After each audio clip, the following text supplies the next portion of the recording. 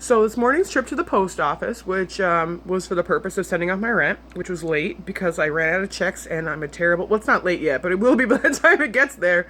Um, I ran out of checks, so I needed to get a money order, and also I needed to go because I needed to get a renewal form for my passport, which is super exciting. Anyways, there was this lady in front of me, and she was really pissed off that she bought some CVS security envelopes that she could see apparently her social security number right through. So she came up to the desk and she had a pack of like the postal service envelopes that are also security, and so she was like, are these really security envelopes, because whatever. And so there was two clerks that were there, and the one clerk is like, well, why don't you just like fold whatever it is in half, and so nobody can see it anyways. And she's like, well, this is an important document, I don't want to.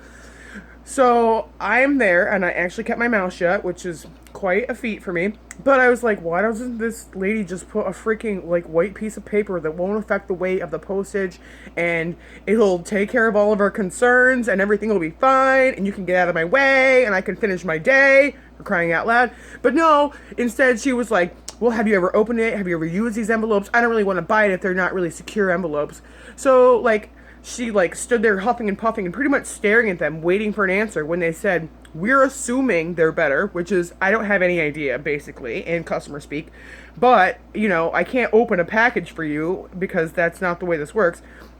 So she huffs and puffs for another couple minutes. The lady behind me is like, just put a piece of paper in it. And I was like, don't involve me. Don't look at me, lady. I'm just going to nod a little bit, but I'm not going to be part of this. Please don't get me in a fight in the post office in the middle of the day. I just like got up. So come on.